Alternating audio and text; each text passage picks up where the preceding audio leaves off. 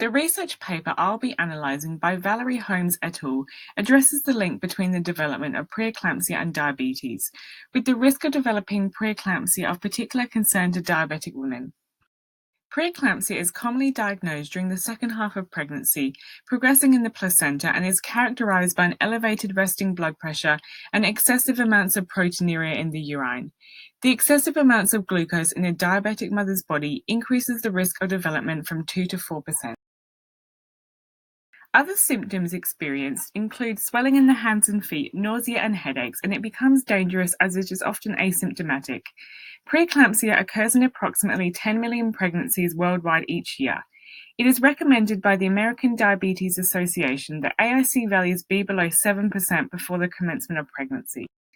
The research question presented in this randomized control study was to assess the association between glycemic control before and during pregnancy and whether this leads to an increased risk of developing preeclampsia.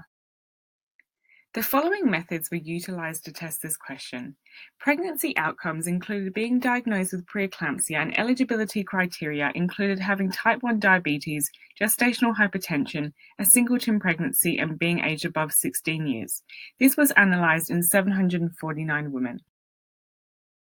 The glycosylated hemoglobin or AIC values were assessed through a blood test up to 6 months before the commencement of pregnancy, at the first antenatal appointment, and at 26 and 34 weeks gestation. After these visits, the values were then categorized as optimal, good, moderate, and poor, and factors such as smoking and obesity were considered. Preeclampsia was found to develop in 17 and 11% of pregnancies. During the early stages of pregnancy, women who developed preeclampsia presented with an AIC value of more than 8, which was then associated with a progressive increase in the odds of preeclampsia, with these women presenting with worsening glycemic control before pregnancy. The AIC value of more than 7 at 26 weeks and 8 at 34 weeks led to a significantly increased risk of development, with these 2 points in pregnancy key indicators of the development of preeclampsia. Several limitations of this study included that blood samples were centralized for AIC analysis, and they also relied heavily on patient recall. This paper has demonstrated for the first time that controlling glycemic levels early and throughout pregnancy could reduce the risk of preeclampsia. These results are of clinical importance and suggest optimal control below 6 needs to be encouraged within diabetic women. It also adds to current knowledge and future directions about the importance of pre-pregnancy planning.